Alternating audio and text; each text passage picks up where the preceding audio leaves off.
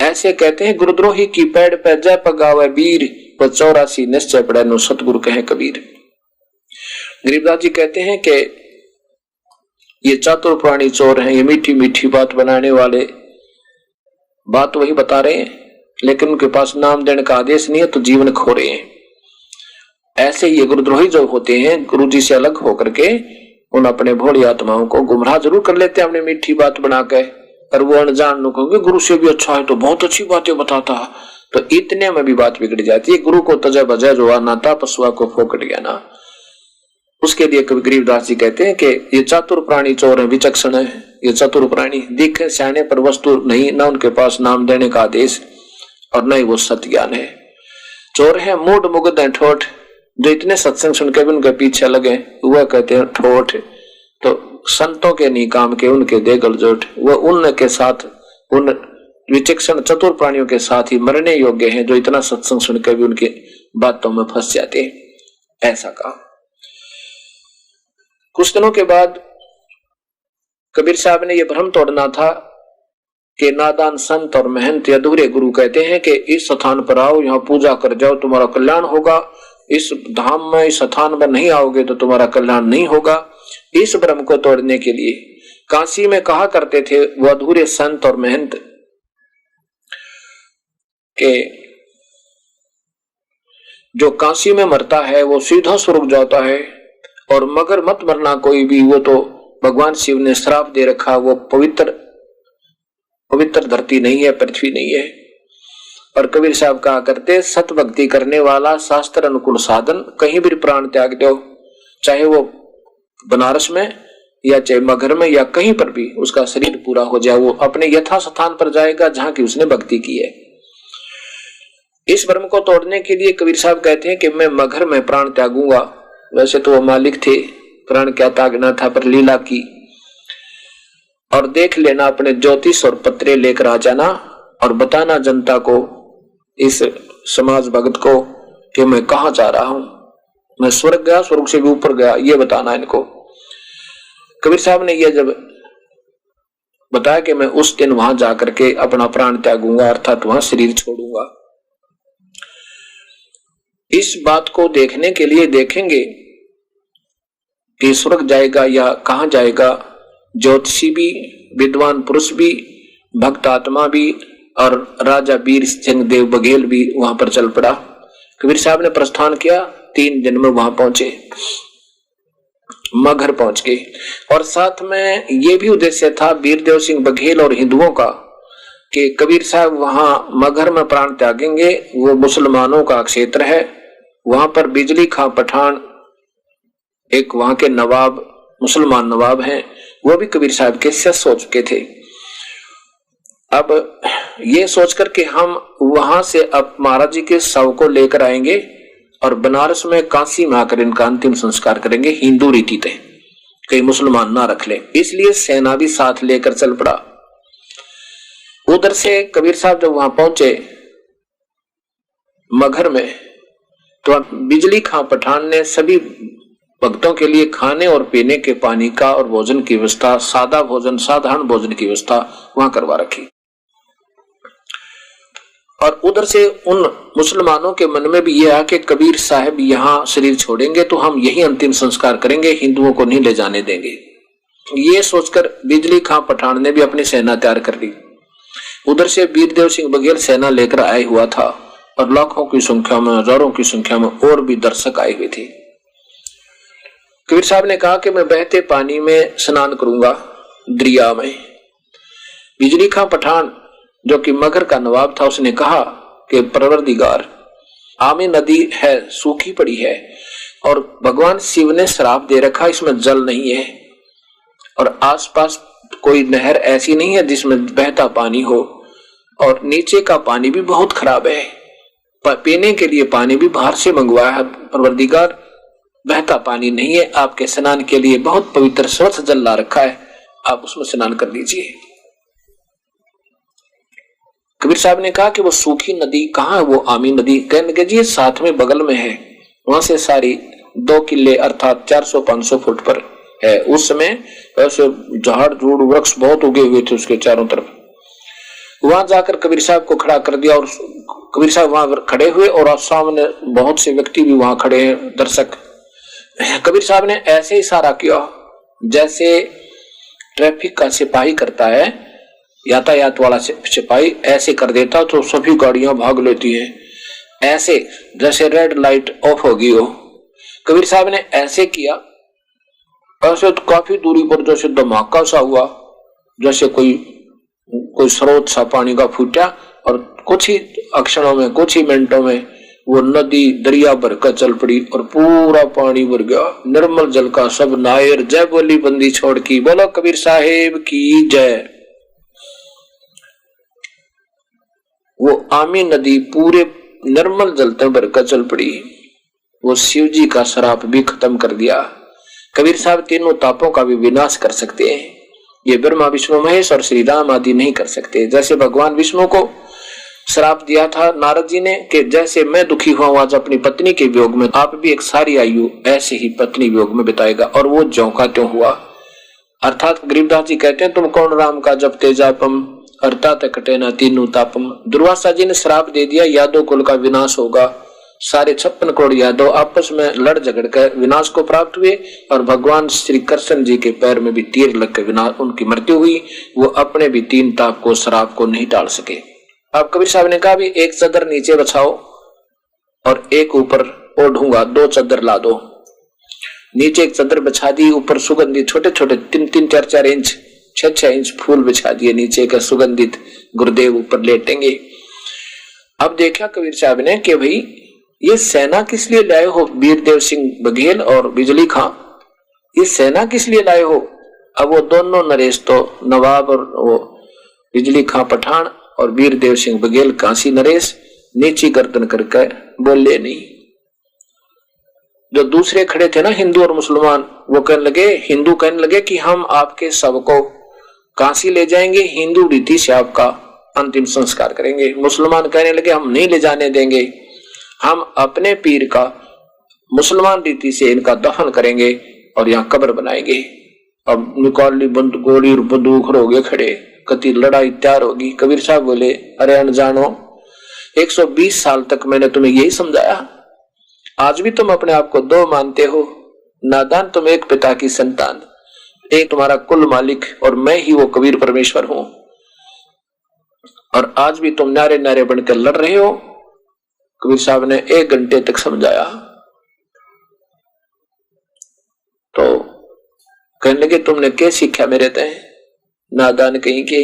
और सुन लो, अगर तुमने जरा सी भी कोई हरकत की, लड़ाई की, तो मेरे से बुरा नहीं होगा। पर एक बात सुनो, लड़ना नहीं बच्चों। एक चादर में नीचे बिछाऊंगा, एक ऊपर। एक चादर हिंदू ले लेना, एक मुसलमान। चादर के नीचे जो भी चीज मिले, ये शरीर नहीं मिलेगा। अगर तुम्हें शरीर भी मिल जाए तो आधा आधा काट देना, पर लड़ना नहीं है। सब बोले ठीक है गुरुदेव जैसे आप कहोगे, लेकिन मन में न्यू थी एक बार गुरुजी प्राण त्याग दें, फिर पाछे जो देखेंगे, जो करना वो करेंगे। कबीर साहब ने ऐसा ही किया। एक चादर नीचे बिछा रखी थी, उसके ऊपर दूसरी ओढ़ करके लेट के। थोड़ी देर में आकाशवाणी हुई कि देखो मैं आकाश में जा रहा हूं, इसमें शव नहीं है। ऊपर कबीर साहब जो के चो सह शरीर जा रहे हैं, अपना तेजों में शरीर जो बहुत तेज था, और ऊपर जा रहे हैं। दूर से शरीर ज्यों का त्यों था, लेकिन गोला सा प्रकाश का दिखाई देता काफी दूरी पर, लेकिन वो सह शरीर अपने तेजों में शरीर से जा रहे थे। और आकाशवाणी की कि देखो मैं जा रहा हूं अपने सबलोक को। और जो ये कहा करते है कि ये जो मगर मरेगा वो नरक जाता है, निकाल लेना अपने पतरे। और कहा कि देख लो उठा के चादर में, मैं नहीं हूं, मेरा शरीर नहीं है। ऊपर देखा और फिर वो उठाया चादर। जितना शरीर होता है इतने ही सुगंधित फूल उस शव के समान हो गए, कति सुगंधित, जैसे अभी तोड़ कर लाए हो बागों से। वीर सिंह देव बघेल काशी नरेश हिंदू और बिजली खां पठान मगर नरेश मुसलमान एक दूसरे से सीने का लग गए, ऐसे रोए जैसे बच्चे की मां मर जाती है। और कहते हैं वीर सिंह, हम समझ नहीं पाए अपने भगवान को, हम तो पाप आत्मा नीच थे भाई हम, लेकिन उनके सामने भी हम 2 बने रहे। उनके सामने हम मरने और लड़ने को तैयार हो गए। सभी हिंदू और मुसलमान आपस में जैसे भाई होया करें, ऐसे प्यार से आंखों में आंसू भर के अपने गुरुदेव के प्रति अपनी श्रद्धा व्यक्त कर रहे हैं।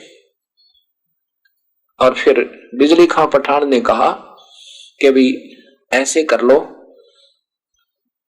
उसने 500 बीघा जमीन तो हिंदुओं को दे दी वहीं पर मगर में, और 500 मुसलमानों को अपने स्टेट में ही, और कहा कि आप न्यारे एक चदर तुम ले लो, गुरुदेव का आदेश है, और एक तुम ले लो। आधे आधे फूल ले लिए, आधे आधे फूल और एक एक चदर लेके आपस में ज्यादा से ज्यादा उन दोनों यादगारों का 50, 60 या 100 फुट तक का डिफरेंस है, अंतर है, वही बना रखा है। नीचे फूल दबाए और चद्दर रख दी और फिर उसकी यादगार बना रखी है कि ये ऐतिहासिक और धार्मिक यहाँ सत्य कथा हुई है और ये जो की तो ऐतिहासिक स्थल बना हुआ सदा याद रहे। आज दोनों वहां बने हुए ये दास 2-3 बार देख रहा है। उसमें से कुछ फूल और लेकर हिंदू वहां ले आए, कहा कबीर चौरा बना दिया काशी में। अब वहां भी कुछ फूल डाल के और वहां पर भी एक कबीर चौरा बना रखा है। भाव ये है कहने का कि ये कबीर परमेश्वर थे, ये सहस्री राय थे और सहस्री वापस चले गए थे। ये पूर्ण परमात्मा है, अनंत कोटि ब्रह्मांड के मालिक है। बोलो सतगुरुदेव के जय। आज मोहे दर्शन दियो जी कबीरी, आज मोहे दर्शन दियो जी कबीरी। सतलोक से चल कर आए, सतलोक से चल आए, काटन यम की जंजीरी, आज मोहे दर्शन दियो जी कबीरी, आज मोहे दर्शन दियो जी कबीरी। तुम्हारे दर्शन से हमारे पाप कटत हैं, थारे दर्शन से हमारे पाप कटत हैं। निर्मल ओवजी शरीर, आज मोहे दर्शन दियो जी कबीरी, आज मोहे दियो जी कबीर। अमृत भोजन हमरे सतगुरु जी में, अमृत भोजन हमरे सतगुरु जी में। शब्द दूध की खीरी, आज मोहे दर्शन दियो जी कबीर, आज मोहे दर्शन दियो जी कबीर। हिंदू के तुम देव कहाए, हिंदू के तुम देव कहाए। मुसलमान के पीर, आज मोहे दर्शन दियो जी कबीरी, आज मोहे दर्शन दियो जी कबीर। दोनों धर्मों का झगड़ा छिड़ गया, दोनों दीन का झगड़ा छिड़ गया। टोहे ना पाए शरीर, आज मोहे दर्शन दियो जी कबीरी, आज मोहे दर्शन दियो जी कबीर। धर्मदास की अरज गुसाई, धर्मदास की अरज गुसाई। खेवा लंगाइयो पर ले तीर, आज मोहे दर्शन दियो जी कबीर, आज मोहे दर्शन दियो जी कबीर। धर्मदास जी ने ऐसे अपने कबीर परमेश्वर की महिमा सुनाई और इसी प्रकार जिन जिन महापुरुषों ने कबीर साहब का साक्षात्कार हुआ और सतलोक देखा, उनमें उन्होंने अपने अपने अपने प्रभु के गुण गाए। अब देखो उसमें मुल्कदास जी को जब कबीर साहब ने अपना सत्ज्ञान दिया था, उस पर क्या सुनाया। जपोरे मन सतगुरु नाम कबीर, जपोरे मन परमेश्वर नाम कबीर। एक समय गुरु बंसी बजाई कालंदरी के तीर, एक समय गुरु बंसी बजाई कालंदरी के तीर। सुर नर मुनि जन थकत भये वो, रुक गया दरिया नीर। जपोरे मन सतगुरु नाम कबीर, जपोरे मन साहेब नाम कबीर।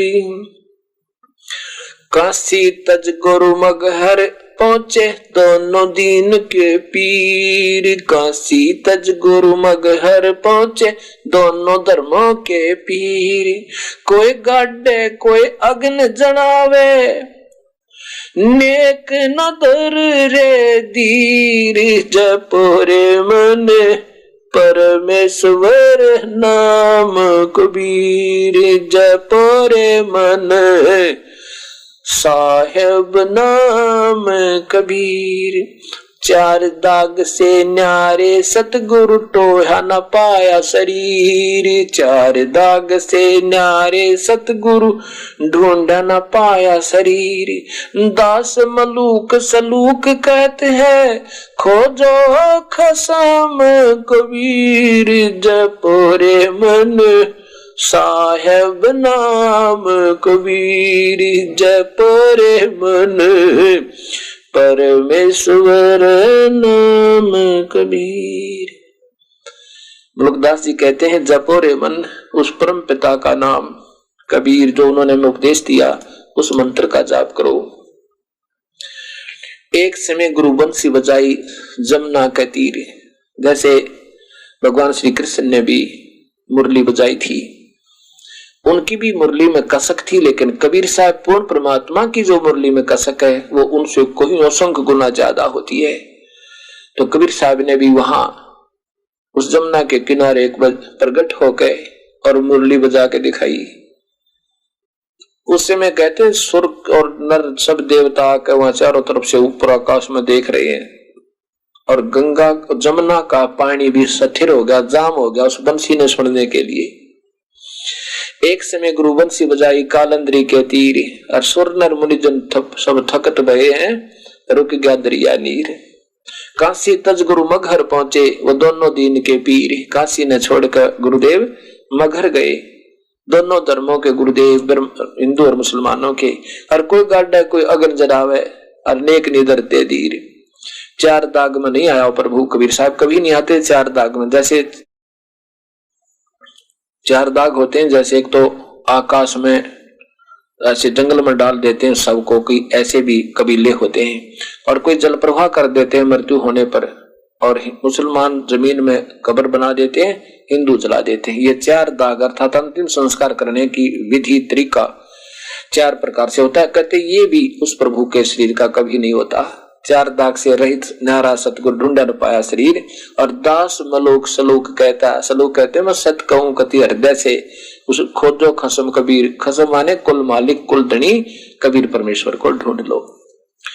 मूर्ख मनवा काल की चिंता क्यों सताती है, सतगुरु अपना साथी है, सतगुरु हरदम साथी है।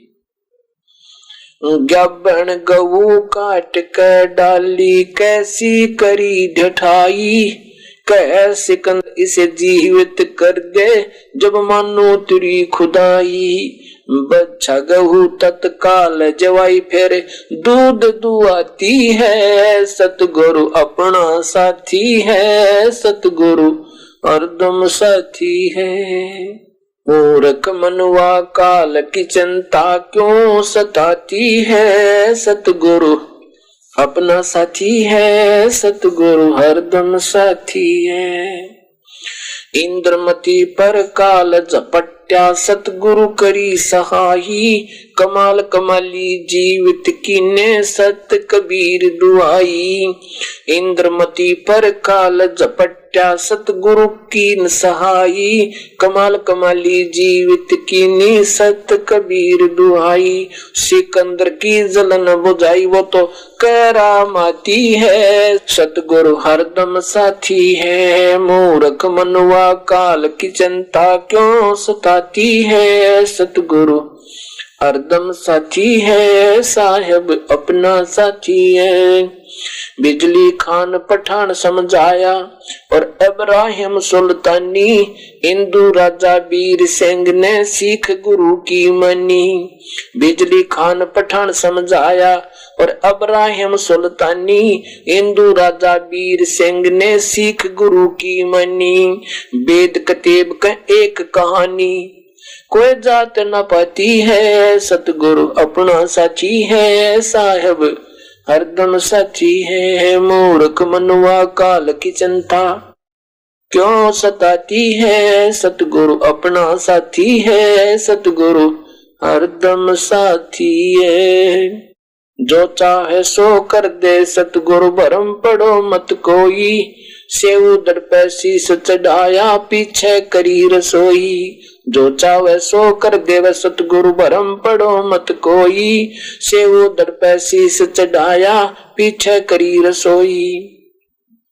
माँ बेटे की 84 खोई ये कथा बताती है, सतगुरु अपना साथी है, सतगुरु हरदम साथी है। मूर्ख मनुआ काल की चिंता क्यों सताती है, सतगुरु हरदम साथी है, सतगुरु अपना साथी है। जगन्नाथ का मंदिर बचाया जल्दी न करी चढ़ाई, साहेब कबीर के तेज के आगे फीका पड़ गया भाई।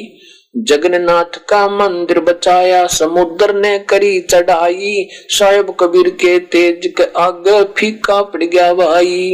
विपर रूप धर देई दुहाई मेरी नहीं पार बसाती है, सतगुरु अपना साथी है, साहेब हरदम साथी है। मूर्ख मनुआ काल की चिंता क्यों सताती है, सतगुरु अपना साथी है, साहेब हरदम साथी है।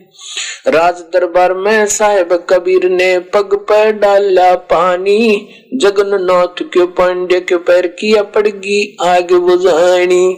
राज दरबार में साहेब कबीर ने पग पर डाला पानी, जगन्नाथ के पांडे के पैर की पड़गी आग बुझानी। दूत भेज कर पूछी कहानी, ज्यों की त्यों ही पाती है, सतगुरु अपना साथी है, सतगुरु हरदम साथी है। मूर्ख मनुआ काल की चिंता क्यों सताती है, सतगुरु हरदम साथी है। उबलते तेल के बर्तन में डाले वह बंदी छोड़ कबीर, शेख तकी कह मंत्र से तेल की ठंडी कीन तासीर। उबलते तेल के बर्तन में डाले वो बूंदी छोड़ कबीर, शेख तकी के मंत्र से तेल की ठंडी की करी तासीर। उंगली डाली ना सही पीर, सिकंदर को मूर्छा आ जाती है, सतगुरु अपना साथी है, सतगुरु हरदम साथी है। मूर्ख मनुआ काल की चिंता क्यों सताती है, सतगुरु अपना साथी है। साहिब कबीर को काटन चाला वो शेख तकी जलील, आर पार तलवार निकल जा समझा नहीं खलील। साहिब कबीर को काटने चला वो शेख तकी जलील, आर पार तलवार निकल जा समझा नहीं खलील। भाग गया ना लाई ढील, साहिब को हंसी आ जाती है, सतगुरु अपना साथी है, साहिब हरदम साथी है। मूर्ख मनवा काल की चिंता क्यों सताती है, सतगुरु अपना साथी है, सतगुरु हरदम साथी है। शेख तकी ने जुल्म किए ये 52 करी बदमाशी, खूनी हाथी आगे डाले वो बांध जुड़ अविनाशी। शेख तकी ने जुल्म गुजारे 52 करी बदमाशी, खूनी हाथी आगे डाले ये बांध जुड़ अविनाशी। हाथी डर से भाग जासी, दुनिया गुण गाती है, सतगुरु अपना साथी है। सतगुरु हरदम साथी है। मूर्ख मनवा काल की चिंता क्यों सताती है, सतगुरु अपना साथी है। सतगुरु हरदम साथी है। जीवा दत्ता ने सूखे खूंट पर लई परीक्षा बारी, साहेब कबीर के चरण अमृत से हरी हुई वडरी। जीवा तत्वा ने सूखे खूंट पर लई परीक्षा बारी, साहेब कबीर के चरण अमृत से हरी हुई वडरी। अब कबीर वट से वो जाता पुकारी, दुनिया देखने जाती है, सतगुरु अपना साथी है। सतगुरु हरदम साथी है। मूर्ख मनवा काल की चिंता क्यों सताती है, सतगुरु हरदम साथी है। रविदास कबीर हाथी चढ़ चाले, संग ले ली गण का माई, गंगो दक्षी सीम भर के मजराजों पीवे भाई। रविदास कबीर हाथी चढ़ चाले, संग ले ली गण का माई, गंगो दक्षी सीम भर के मजराजों पीवे भाई।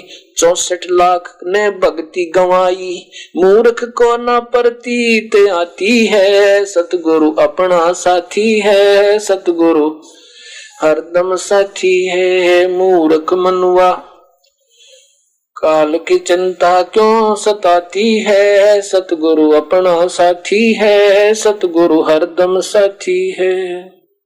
गुरु राम देवानंद जी ने दया करी प्या, राम नाम का प्याला, सत नाम का मंत्र दे के किया ज्ञान उजियाला। गुरु राम देवानंद जी ने दया की प्या, सत नाम का प्याला, सतनाम का मंत्र दे के किया ज्ञान उजियाला। चरणों के मार रह राम पाला, अब भक्ति मन भाती है, सतगुरु अपना साथी है। सतगुरु हरदम साथी है।